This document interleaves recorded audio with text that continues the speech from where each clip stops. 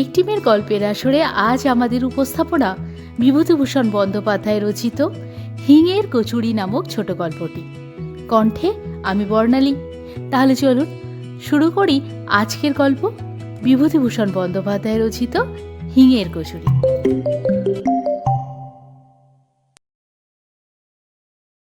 আমাদের বাসা ছিল হরিবাবুর খোলার বাড়ির একটা ঘরে। অনেকগুলো পরিবার একসঙ্গে বাড়িটাতে বাস করত। এক ঘরে একজন চুড়িওয়ালা তার স্ত্রীর সাথেও বাস করত। চুড়িওয়ালার নাম ছিল কেশব। আমি তাকে কেশব কাকা বলে ডাকতাম। সকালে যখন কলে জল আসতো তখন সবাই মিলে কলসি, টিন, বালতি নিয়ে গিয়ে হাজির হতো কলতলায়, এবং ভাড়াটেদের মধ্যে ঝগড়া বকুনি শুরু হতো জল ভর্তির ব্যাপার নিয়ে। বাবা বলতেন মাকে, এ বাসায় আর থাকা চলে না, ইতর লোকের সব কাণ্ড, এদের এখান থেকে উঠে যাব শিগগির। কিন্তু যাওয়া হতো না কেন তা আমি বলতে পারবো না। এখন মনে হয় আমরা গরিব বলে, বাবার হাতে পয়সা ছিল না বলেই। আমাদের বাসার সামনে পথের ওপারে একটা চালের আড়ত, তার পাশে একটা গুড়ের আড়ত, গুড়ের আড়তের সামনে একটা রাস্তায় একটা কল, কলে অনেক লোক একসঙ্গে ঝগড়া চেঁচামেচি করে জল নেয়। মেয়ে মানুষে মারামারি পর্যন্ত হতে দেখেছিলাম একদিন। এই রকম করে কেটেছিল সে বাসায় প্রায় বছরখানেক, এক আষাঢ় থেকে আর এক আষাঢ় পর্যন্ত।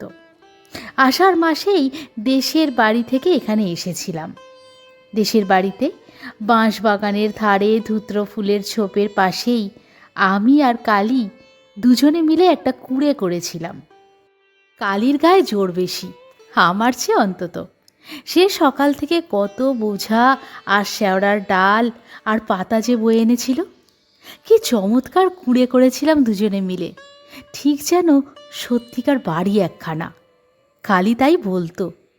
একটা ময়না কাটা গাছের মোটা ডালে সে পাখির বাসা বেঁধে দিয়েছিল। ও বলতো শ্রাবণ মাসের সংক্রান্তিতে কিংবা নষ্টচন্দ্রের রাতে রাতচড়া, কাকঠোকরা কিংবা তিয়র পাখি ওখানে ডিম পেড়ে যাবে।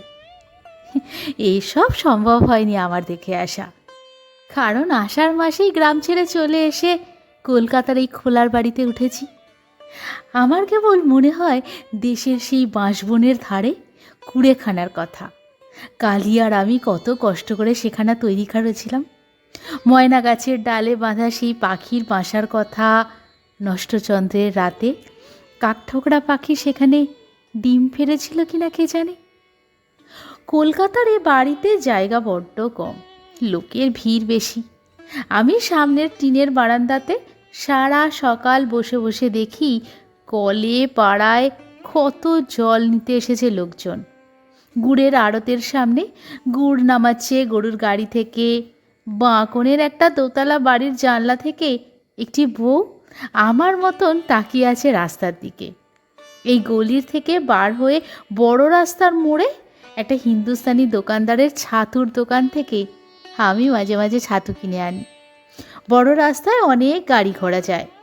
আমাদের গ্রামে কখনো একখানা ঘোড়ার গাড়িও দেখিনি। দু চোখ ভরে চেয়ে চেয়ে দেখেও স্বাদ মেটে না। কিন্তু মা যখন তখন বড় রাস্তায় যেতে দিতেন না, পাছে গাড়ি ঘোড়া চাপা পড়ি। আমাদের বাড়ি থেকে কিছু দূরে গলির ও মোড়ে কতকগুলো সারবন্দি খোলার বাড়ি আমাদেরই মতো। সেখানে আমি মাঝে মাঝেই বেড়াতে যাই। তাদের বাড়িঘর বেশ পরিষ্কার পরিচ্ছন্ন। কত কি জিনিসপত্র আছে, আয়না, পুতুল, কাঁচের বাক্স, দেওয়ালে কেমন সব ছবি টাঙানো। এক এক ঘরে এক একজন মেয়ে মানুষ থাকে। আমি তাদের সকলের ঘরে যাই, বিকেলের দিকে যাই, সকালেও মাঝে মাঝে যাই। ওই বাড়িগুলোর মধ্যে একটি মেয়ে আছে, তার নাম কুসুম। সে আমাকে খুব ভালোবাসে, আমিও তাকে ভালোবাসি। কুসুমের ঘরেই আমি বেশিক্ষণ থাকি। কুসুম আমার সঙ্গে গল্প করে, আমাদের দেশের কথা জিজ্ঞাসা করে। তাদের বাড়ি বর্ধমান বলে কোন যেন একটা জায়গা সেখানে ছিল, এখন এই ঘরেই থাকে। কুসুম বলে, তোমায় বড্ড ভালোবাসি। তুমি রোজ আসবে তো? আমিও ভালোবাসি, রোজ আসি তো। তোমাদের দেশ কোথায়? আশ্বিংডি, যশোর জেলা। কলকাতায় আগে কখনো আসনি বুঝি? না। বিকেলবেলা কুসুম চমৎকার সাজগোজ করত, কপালে টিপ পরতো, মুখে ময়দার মতন গুঁড়ো মাখতো, চুল বাঁধত, কি চমৎকার মানাতো ওকে। কিন্তু এই সময় কুসুম আমাকে তার ঘরে থাকতেই দিত না, বলতো তুমি এবার বাড়ি যাও, এবার আমার বাবু আসবে। প্রথমবার তাকে বলেছিলাম, বাবুকে? সে আছে, সে তুমি বুঝবে না, এখন তুমি বাড়ি যাও। আমার বড় অভিমান হতো, বলতাম আসুক বাবু, আমি থাকবো, কি করবে বাবু তো আমার? না না, চলে যাও, তোমার এখন এখানে থাকতে নেই, অমন করে না লক্ষ্মীটি। বাবু তোমার কে হয়? ভাই? সে তুমি বুঝবে না, এখন যাও তো কি বাড়ি। আমার বড় কৌতূহল হতো, কুসুমের বাবুকে দেখতেই হবে, কেমন ও আমাকে বাড়ি থেকে যেতে বলে। একদিন তাকে দেখলাম, লম্বা চুল, বেশ মোটাসোটা লোকটা, হাতে একটা বড় ঠোঙায় এক ঠোঙা কি খাবার। কলকাতার দোকানে খাবার কিনতে গেলে ওই রকম পাতার ঠোঙায় খাবার দেয়, আমাদের দেশেও পাতা নেই। সেখানে হরিময়রার দোকানে মুড়কি কি জিলিপি কিনলে পদ্ম পাতায় জড়িয়ে দেয়। কুসুম ঠোঙা খুলে আগে আমার হাতে একখানা বড় কচুরি দিয়ে বলতো, এই নাও, খেতে খেতে বাড়ি যাও। এক কামড় দিয়ে আমার ভারী ভালো লাগতো, এমন কচুরি কখনো খাইনি। আমাদের গ্রামের হরিময়রা যে কচুরি করে, সে তেলে ভাজা কচুরি, এমন চমৎকার খেতে নয়। উচ্ছ্বসিত সুরে বলতাম, বাহ, কিসের গন্ধ আবার? কুসুম বললে, হিঙের কচুরি, হিঙের গন্ধ, ওকে বলে হিঙের কচুরি। নাও, এবার বাড়ি যাও। কুসুমের বাবু বললে, কে? কলের সামনের বাড়ির ভাড়াটেদের ছেলে, বামুন। কুসুমের বাবু আমার দিকে ফিরে বললেন, যাও খোকা, এইবার বাড়ি যাও। একবার ভাবলাম বলি, আমি থাকি না কেন, থাকলে দোষ কি? কিন্তু কুসুমের বাবুর দিকে চেয়ে সে কথা বলতে আমার সাহসে কুলোল না। লোকটা যেমন রাগী মতো, হয়তো একঘাম মেরেও বসতে পারে, কিন্তু সেই থেকে হিঙের কচুরির লোভে আমি রোজ বাঁধা নিয়মে কুসুমের বাবু আসা পর্যন্ত অপেক্ষা করি। আর রোজই কি সকলের আগে কুসুম আমার হাতে দুখানা কচুরি তুলে দিয়ে বলবে, যাও খোকা, এবার খেতে খেতে বাড়ি চলে যাও। কুসুমের বাবু বলতো, আহা, ভুলে গেলাম, ওর জন্য খাস্তা গজা দুখানা আনবো ভেবেছিলাম কাল, দাঁড়াও, কাল ঠিক নিয়ে আনবো। আমার ভয় কেটে গেল, বললাম, এনো ঠিক কাল। কুসুমের বাবু আমার এই কথার উত্তরে কি একটা কথা বললে, আমি তার মানে ভালো বুঝতে পারলাম না। কুসুম ওর দিকে চেয়ে রাগের সুরে বলল, যাও, ও কি কথা ছেলে মানুষের সঙ্গে? বাড়ি গিয়ে আমি মাকে বললাম, মা, তুমি হিঙের কচুরি খাওনি? কেন? আমি খেয়েছি, এত বড় বড়, হিঙের গন্ধ কেমন। কোথায় পেলি? কুসুমের বাবু এনেছিল, আমায় দিয়েছিল। পাজি ছেলে, ওখানে যেতে বারণ করেছি না? ওখানে যাবে না। কেন? কেন কথার উত্তর নেই, ওখানে যেতে নেই, ওরা ভালো লোক নয়। না মা, কুসুম বেশ লোক, আমাকে বড্ড ভালোবাসে, হিঙের কচুরি রোজ দেয়। আবার বলে হিঙের কচুরি? বাড়িতে পাও না কিছু? খবরদার, ওখানে আর যাবে না বলে দিচ্ছি। কুসুমের বাড়ি এরপরে আর 2 দিন আদেও গেলাম না, কিন্তু থাকতে পারিনি না গিয়ে। আবার মাকে লুকিয়ে গেলাম একদিন। কুসুম বললে, তুমি আসোনি যে? মা বারণ করে। তবে তুমি এসো না, মা আবার বকবে। আসেনি তো 2 দিন, এলে যে আবার? তোমায় ভালোবাসি তাই এলাম। ওরে সোনা আমার, তুমি না এলে আমারও যে ভালো লাগে না, তুমি না এলে তোমার জন্য মন কেমন করে। আমারও। কি করব, তেমন কপাল করিনি, তোমার মা তোমায় পাছে বকেন তাই ভাবছি। মাকে বলবো না, আমার মন কেমন করে না এলে। আমি এখন যাই। সন্ধ্যের সময় এসো। ঠিক আসবো। কুসুমের সঙ্গে চুক্তি অনুযায়ী সন্ধ্যের সময় যাই। কুসুমের বাবু এসে আমায় দেখে বললে, এই যে ছোকরা, কদিন তো দেখিনি, কেন? সেদিন তোমার জন্য খাস্তা গজা নিয়ে এসেছিলাম, তা তোমার অদৃষ্টে নেই। দাও গো ওকে দুখানা কচুরি। গজা এনো কাল। আনবো গো বামুন ঠাকুর, ফলারে বামুন। কাল অমৃতি জিলিপি আনবো। খেয়েছো অমৃতি? না, কাল আনবো। এসো কিন্তু অবশ্যই। কাউকে বলো না কিন্তু, মা শুনলে আসতে দেবে না। তোমার মা বকেন বুঝি এখানে এলে? কুসুম তাড়াতাড়ি বললে, আরে ওর কথা বাদ দাও তো, ছেলে মানুষ পাগল, ওর কথায় মানে আছে? তুমি বাড়ি যাও তো খোকা, এই নাও কচুরি, খেতে খেতে যাও। না, এখানে খেয়ে জল খেয়ে যাই, মা টের পাবে যে। এখানে খেলে তোমাকে জল দেব না, রাস্তার কল থেকে জল খেয়ে যেও। কুসুমের বাবু বললে, তুমি থামো, বামুনের ছেলেকে হাতে করে জল দিতে পারবো নি, এই জন্মের এই শাস্তি। খাবার দিই হাতে করে, তাই যথেষ্ট। আমার মনে মনে বড় অভিমান হলো কুসুমের ওপর। কেন, আমি এতই কি খারাপ যে আমায় হাতে করে জল দেওয়া যায় না? চলে আসবার সময় কুসুম বারবার বললে, কাল সকালে কিন্তু ঠিক এসো, কেমন? আমি কথা বললাম না। পরদিন সকালে গিয়ে দেখি কুসুম বসে সজনে ডাঁটা কুটছে। আমায় বললে, এসো খোকা, তোমার সঙ্গে আড়ি। ও মা, সে কি কথা, কী করলাম আমি? তুমি যে বললে জল দেওয়া যায় না আমাকে, জল খেতে দিলে না কাল। হে, বসো বসো খোকা, সে তুমি বুঝবে না, তুমি বামুন, তোমাকে জল আমরা দিতে পারিনি, বুঝলে? কুলের আচার করছি, খাবে? এখন হয়নি, সবে কুল গুড় দিয়ে মেখেছি। এইভাবে কুসুমের সঙ্গে আবার ভাব হয়ে গেল। কুলের আচার হাতে পড়তেই আমি রাগ অভিমান সব ভুলে গেলাম। দুজনে অনেকক্ষণ বসে গল্প করি। তারপর আমি উঠে মাখনের ঘরে যাই। মাখন কুসুমের পাশের ঘরেই থাকে। ওর ঘরটি যে কত রকমের পুতুল দিয়ে সাজানো। একটা কাঠের তাকে মাটির আতা, আম, লিচু, কত রকমের আশ্চর্য আশ্চর্য জিনিস, অবিকল আতা, অবিকল আম।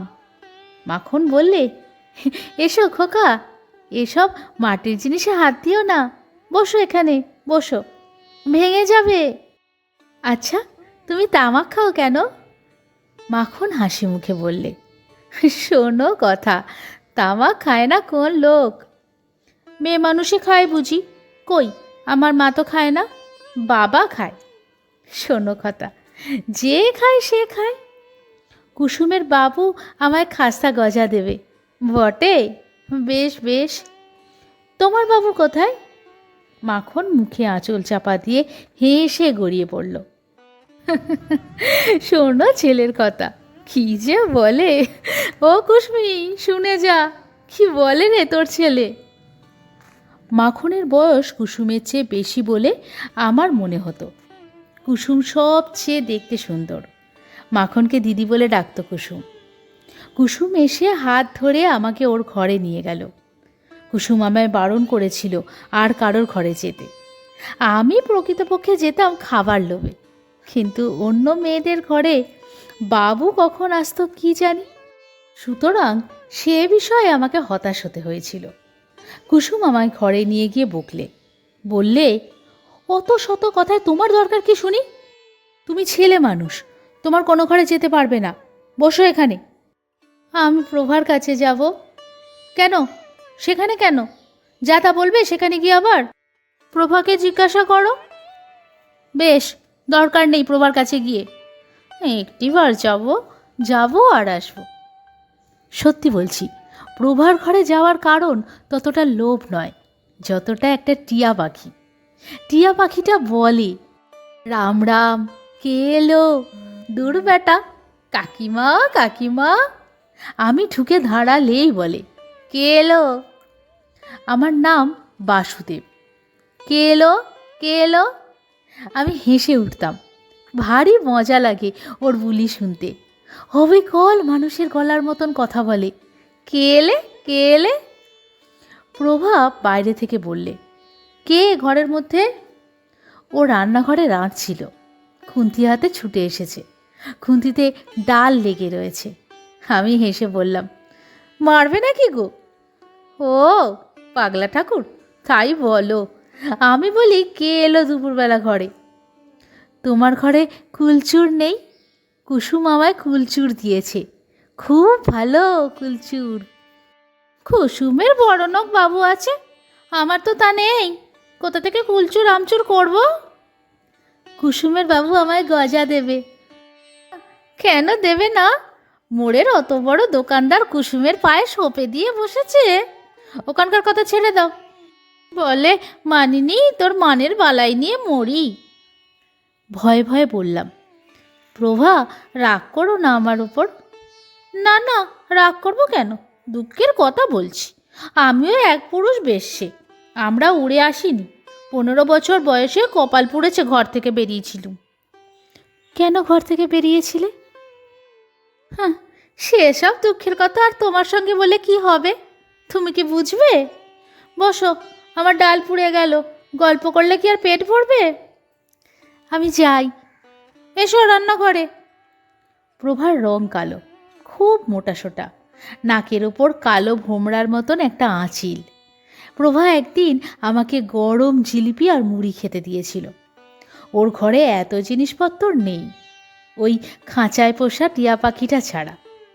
প্রভা রান্না করছে চালতের অম্বল, একটা পাথর বাটিতে চালতে ভেজানো। চালতে অনেক দিন খাইনি, দেশ থেকে এসে পর্যন্ত নয়। সেখানে আমাদের মাঠে তালপুকুরের ধারে বড় গাছে কত চালতে পেকে আছে এই সময়। বললাম, চালতে পেলে কোথায় প্রভা? বাজারে, আর কোথায়? বেশ চালতে। প্রভা আর কিছু বললে না, নিজের মনে রাঁধতে লাগলো। আমি বললাম, তোমার বাবা মা কোথায়? পাপ মুখে সে কথা আর বলি কি করে বলো? বাড়ি যাবে না? কোন বাড়ি? তোমাদের দেশের বাড়ি। জমের বাড়ি যাব একেবারে। তোমাদের দেশের বাড়িতে কুল আছে? আমাদের গায়ে কত কুলের গাছ। প্রভা এ কথার কোনো উত্তর দিলে না, আবার নিজের মনে রাঁধতে লাগলো। খানিক পরে সে একটা ঘটি উনুনের মুখে বসিয়ে চা তৈরি করে গ্লাসে আঁচল জড়িয়ে চুমুক দিয়ে চা খেতে লাগলো। আমায় একবার বললেও না আমি চা খাবো কি না। অবশ্য চা আমি খাই নে, চায়ের স্বর খাই। মা আমায় চা খেতে দেয় না, চায়ের মধ্যে যে দুধের স্বর ভাসে, মা তাই আমাকে তুলে দেয়। প্রভা গল্প করতে লাগলো ওদের দেশের বাড়িতে কত গরু ছিল, কতখানি দুধ ওরা খেত, ওদের বাড়ির ধারে ওদের নিজেদের পুকুরে কত মাছ ছিল, আর সেসব দেখতে পাবে না ও। হঠাৎ প্রভা একটা আশ্চর্য কাণ্ড করে বসলো। বললে, অম্বল দিয়ে দুটো ভাত খাবে? আমি ভয়ে ভয়ে বললাম, খাবো, কুসুম টের না পায়। প্রভা হেসে বললে, কুসুমের অত ভয় কিসের? টের পায় তো কি হবে, তুমি খাও বসে। আমি সবে চালতের অম্বল দিয়ে ভাত মেখেছি, এমন সময় কুসুমের গলার শব্দ শোনা গেল। ও প্রভাদি, বামুনদের সেই খোকা তোর এখানে এসেছে রে, ওকে বাড়ি পাঠিয়ে দিই। কতক্ষণ এসেছে পরের ছেলে। আমি এঁটো হাতে দৌড়ে উঠে রান্নাঘরের কোণে লুকিয়ে রইলাম। প্রভা কিছু বলবার আগেই কুসুম ঘরের মধ্যে ঢুকে আমায় দেখতে পেল। বললে, ও কি, কোণে দাঁড়িয়ে কেন? লুকোনো হলো বুঝি? এ ভাত মেখেছে কে অম্বল দিয়ে? হ্যাঁ? প্রভার দিকে চেয়ে আশ্চর্য হয়ে বললে, আচ্ছা প্রভাদি, ও না হয় ছেলে মানুষ পাগলা, তোমার কি কাণ্ডজ্ঞান হারিয়ে গেল? কি বলে তুমি ওকে ভাত দিয়েছ খেতে? প্রভা অপ্রতিভ হয়ে বললে, কেবল চালতে চালতে করছিল, তাই ভাবছিলাম অম্বল দিয়ে দুটো ভাত। না, ছি, চল আমার সঙ্গে খোকা, এই জন্মের এই শাস্তি আমাদের, আবার তা বাড়াবো বামুনের ছেলেকে ভাত দিয়ে। চল, হাতে এঁটো না কি, খেয়েছ বুঝি? আমি সলজ্জ সুরে বললাম, না। চল হাত ধুয়ে দিই। কুসুম এসে আমার হাত ধরে বাইরের দিকে নিয়ে যাওয়ার উদ্যোগ করতেই প্রভা বললে, আহা, মুখের ভাত কটা খেতে দিলিনি ওকে? সবে অম্বল দিয়ে দুটো মেখেছিল। না, আর খেতে হবে না, এ চল। মায়ের শাসনের চেয়েও যেন কুসুমের শাসন বেশি হয়ে গেল। মুখের ভাত ফেলেই চলে আসতে হলো। উঠোনের এক পাশে নিয়ে গিয়ে আমার হাত ধুয়ে দিতে দিতে বলল, তোমারও তো খাই খাই বাই কেন খোকা? ওদের ঘরে ভাত খেতে নেই, সে কথা মনে নেই তোমার? ছি ছি ছি, ওবেলা কচুরি দেবো এখন খেতে, আর কখনো অমন খেও না। তাও বলি, এই না হয় ছেলে মানুষ, তা তুমি বুড়ি ধাড়ি, তুমি কি বলে বাউনের ছেলের পাতে? ছি ছি ছি, লোভেরও ভাই ভলিহারি যাই। বলা বাহুল্য, প্রভা এসব কথা শুনতে পায়নি, সে এদিকে ছিল না। বললাম, মাকে যেন বলে দিও না। হ্যাঁ, আমি যাই তোমার মাকে বলতে, আমার তো আর খেয়ে দে কাজ নেই। বললে মা মারবে কিন্তু। মার খাওয়াই ভালো তোমার, তোমার নোলা জব্দ হয় তাহলে। বাড়ি ফিরতেই মা বললেন, কোথায় ছিলি? ওই মোড়ে। আর কোথাও যাসনি তো? না না। একদিন কিন্তু ধরা পড়ে গেলাম। সেদিন দোষটা ছিল কুসুমেরই। সে আমাকে বললে, চলো খোকা বেড়াতে যাই, যাবে? বিকেলবেলা, রোদ বেশি নেই। ট্রাম লাইনের ওপারে যেতে দেখে আমি সভয়ে বললাম, মা বড় রাস্তা পার হতে দেয় না, বারণ করেছে। চলো না, আমি সঙ্গে আছি, ভয় নেই। বড় রাস্তা পার হয়ে আর কিছু দূরে একটা খোলার বস্তির মধ্যে আমরা ঢুকলাম। একটা সরু গলির দুধারে দুটো ঘর। যে বাড়িতে আমরা ঢুকলাম সেখানেও দেখি মেয়ে মানুষ, পুরুষ কেউ নেই। একজন মেয়ে বললে, হাইলো কুসমি, কতকাল পরে। বাবা, আমাদেরও কি আর নাগর নেই? তা বলে কি অমন করে ভুলে থাকতে হয় ভাই? আমার দিকে চেয়ে বললে, এ খোকা আবার কে ভাই? বেশ সুন্দর তো দেখতে। বাউনদের ছেলে, আমাদের গলিতে থাকে, আমার বড্ড নেওটা। বাহ, বসো খোকা বসো। ও ছেলে শুধু ভাই খাই খাই, খেতে দাও তো খুব খুশি। তাই তো, কি খেতে দিই? ঘরে কুলের আচার আছে, দেব? আমি অমনি কিছুমাত্র না ভেবেই বলে উঠলাম, কুলের আচার বড্ড ভালোবাসি। কুসুম মুখ ঝামটা দিয়ে বললে, তুমি কি না ভালোবাসো? খাবার জিনিস হলেই হলো। না ভাই, ও সর্দি কাশি হয়েছে, ওসব খাবে না, থাক। আমার মনে ভয়ানক দুঃখ হলো। কুসুম খেতে দিল না কুলচুর। কখন হলো আমার সর্দি কাশি? কুলচুর খেতে আমি কত ভালোবাসি। খানিকটা সে বাড়িতে বসবার পরে আমরা অন্য একটা ঘরে গেলাম। তারাও আমাকে দেখে নানান কথা জিজ্ঞেস করতে লাগলো। বাড়ির তৈরি সুজি খেতে দিলে একখানা রিকাবি করে, তাও কুসুম আমায় খেতে দিল না। আমার নাকি পেটের রোগ। সন্ধ্যের খানিকটা আগে আমাকে নিয়ে কুসুম বড় রাস্তার ট্রাম লাইন পার হয়ে এপারে এলো। একখানা ট্রাম আসছিল। আমি বললাম, কুসুম দাঁড়াও, ট্রাম দেখব। সন্ধে হয়েছে, তোমার মা বকবে কিন্তু। ও বকুকে। ইস, ছেলের যে ভারী বৃদ্ধি। আচ্ছা কুসুম, তুমি ও কথা বললে কেন? আমায় কুলচুর খেতে দিলে না, ওরা তো দিচ্ছিল। তুমি ছেলে মানুষ, কি বোঝো কার মধ্যে কি খারাপ রোগ আছে ওসব পাড়ায়? তোমায় আমি যার তার হাতের খাবার খেতে দেব? যার তার ঘরের জিনিস মুখে করলেই হলো? তোমার কি, কার মধ্যে কি রোগ আছে তুমি তা জানো? আচ্ছা কুসুম, নাগর মানে কি? কিছু না। কোথায় পেলে ও কথা? ওই যে ওরা তোমায় বলছিল। বলুক, ওসব কথায় তোমার দরকার কি? পাজি ছেলে কোথাকার। কুসুম আমায় বাড়ির পথে এগিয়ে দেওয়ার আগেই বললে, চলো, কচুরি এতক্ষণ এনেছেও, তোমায় দিই। দাও, আমার খিদেও পেয়েছে। কোন সময় তোমার পেটে খিদে থাকে না তা বলতে পারো?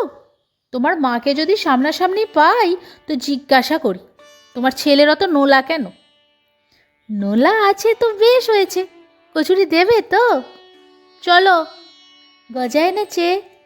তা আমি জানি নে, গজা কাল দেবে। গলির রাস্তাটা কি নোংরা রে বাবা, বাবা রে বাবা। গজা দেবে তো? হ্যাঁ গো হ্যাঁ, এখন কচুরি নিয়ে তো রেহাই দাও আমায়। সে রাত্রে কুসুম আমায় আমাদের কলটার কাছে এগিয়ে দিয়ে চলে গেল। মার কাছে সত্যি কথা বললাম, কুসুমের বাড়ি গিয়েছিলাম, কুসুম কচুরি খেতে দিয়েছে। মা খুব বকলেন, কাল থেকে আমায় বেঁধে রাখবেন বললেন। বাবাকেও রাতে বলে দিলেন বটে, তবে বাবা সে কথায় খুব বেশি কান দিলেন বলে মনে হলো না। পরদিন সকালের দিকে আমার জ্বর এলো। 4-5 দিন একেবারে শয্যাগত। একজন বুড়ো ডাক্তার এসে দেখে শুনে ওষুধ দিয়ে গেল। জানলার ধারেই আমাদের তক্তপোষ পাতা। একদিন বিকেলে দেখি রাস্তার ওপর কুসুম দাঁড়িয়ে আমাদের ঘরের উল্টো দিকের বাড়ির দিকে তাকিয়ে আছে, ওর সঙ্গে মাখন। মাখন এগিয়ে গিয়ে আরও 2খানা বাড়ির পরে 1খানা বাড়ির দরজায় দাঁড়িয়ে। আমি ডাকলুম, ও কুসুম।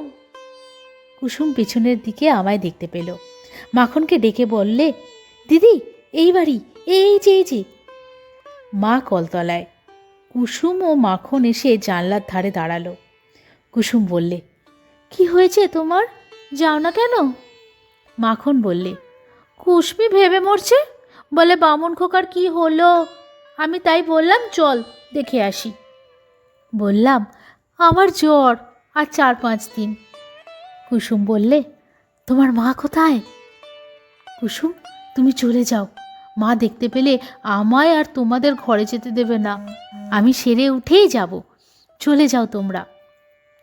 ওরা চলে গেল। কিন্তু পরদিন বিকেলে আবার কুসুম এসে রাস্তার উপর দাঁড়ালো। নিচু সুরে বললে, যাব? মা ঘরে নেই, বদ্রীনাথের ঘরে ডাল মেপে দিতে গিয়েছে, আমি জানি। এই গেল একটু আগে। আমায় বলে গেল, ছোট খোকার দুধটা দেখিস তো যেন বেড়ালে না খায়, আমি বদ্রীনাথদের ঘর থেকে ডাল নিয়ে আসি। হাত দেখিয়ে বললাম, এসো এসো। ও জানলার বাইরে দাঁড়িয়ে বললে, কেমন আছো? ভালো, কাল ভাত খাবো। 2টো কমলা লেবু এনেছি, দেব? তাও তাড়াতাড়ি, খেও। হ্যাঁ। অসুখ সারলে যেও। যাব। কাল ভাত খাবে? বাবা বলেছে কাল ভাত খাবো। কাল আবার আসবো, কেমন? এসো, আমি না বললে জানলার কাছে এসো না। আচ্ছা, তাই করব।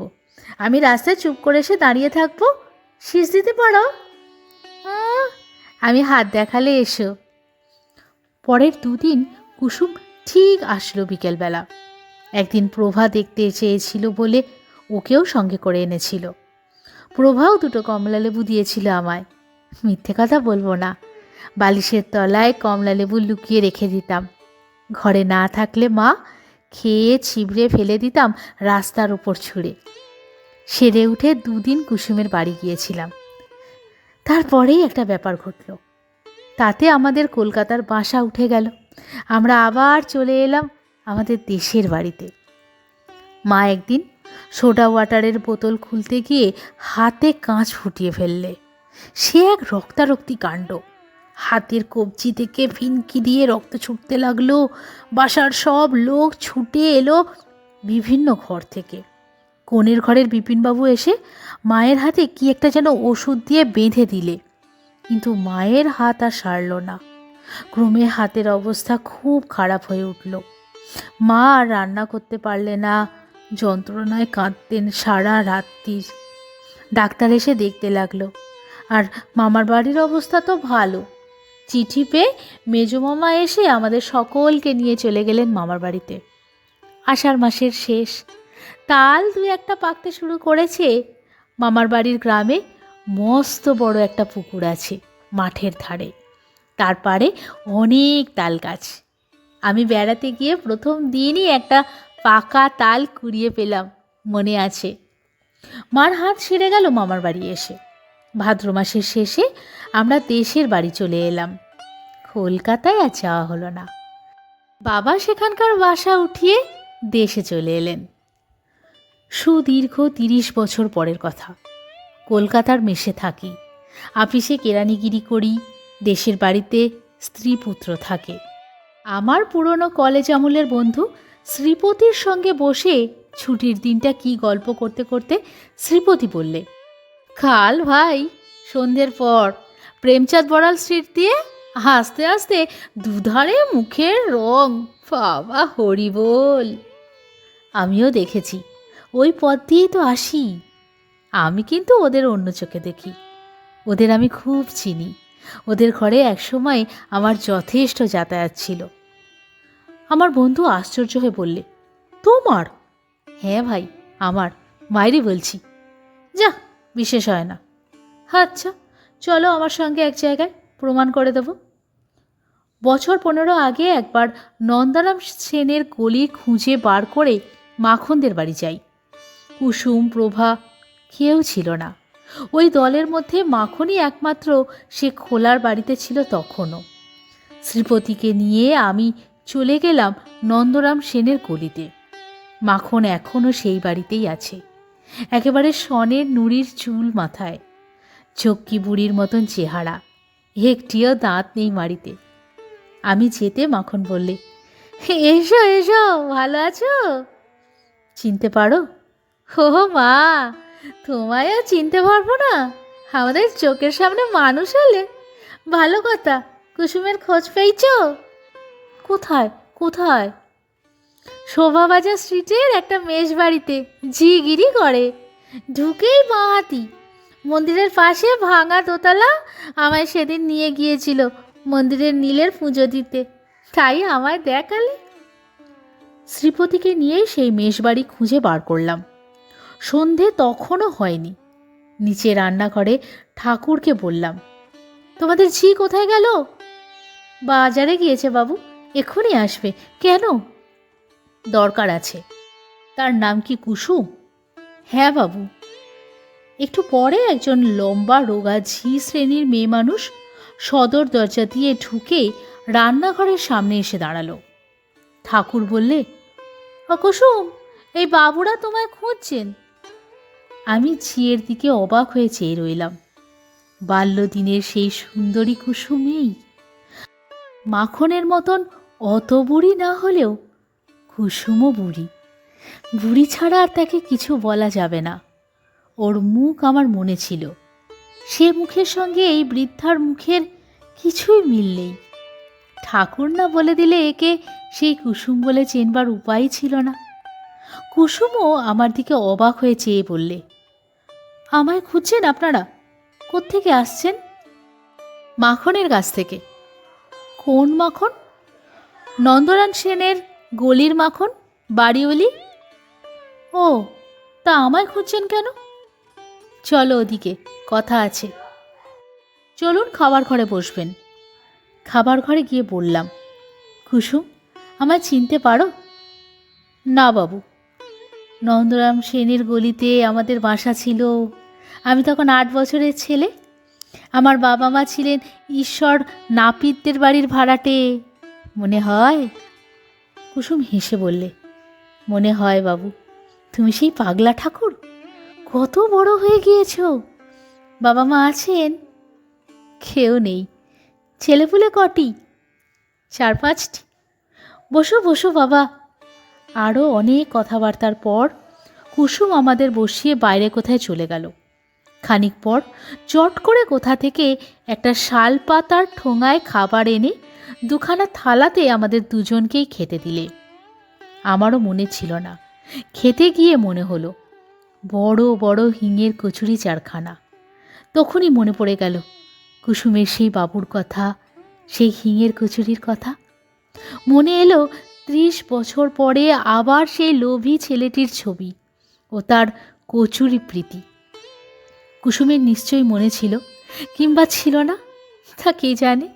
কচুরি খেতে খেতে আমার মন সুদীর্ঘ 30 বছরের ধূসর ব্যবধানের ওপারে আমাকে নিয়ে গিয়ে ফেলেছে একেবারে নন্দারাম সেনের গলির সেই আধুনালুপ্ত গুড়ের আড়তটা ও রাস্তার কলটার সামনে, যেখানে কুসুম আজও 25 বছরের যুবতী, যেখানে তার বাবু আজও সন্ধ্যাবেলায় ঠোঙা হাতে হিঙের কচুরি নিয়ে আসেন নিয়ম মতো। এতক্ষণ শুনছিলেন বিভূতিভূষণ বন্দ্যোপাধ্যায় রচিত হিঙের কচুরি নামক ছোট গল্পটি। গল্প পাঠে বর্ণালী, উপস্থাপনায় একটি মেয়ের গল্প। গল্প পাঠে কোনো ভুল ত্রুটি থাকলে নিজ গুণে ক্ষমা করে দেবেন এবং গল্প পাঠ আপনাদের ভালো লাগলে অবশ্যই একটি লাইক করবেন এবং কমেন্ট করে আপনাদের গুরুত্বপূর্ণ মতামত আমাদের জানাবেন। তাহলে খুব শিগগিরই দেখা হচ্ছে আরও একটি নতুন গল্পের সাথে, আরও একটি নতুন পর্বে। ততক্ষণের জন্য সকলে সাবধানে থাকবেন, সুস্থ থাকবেন।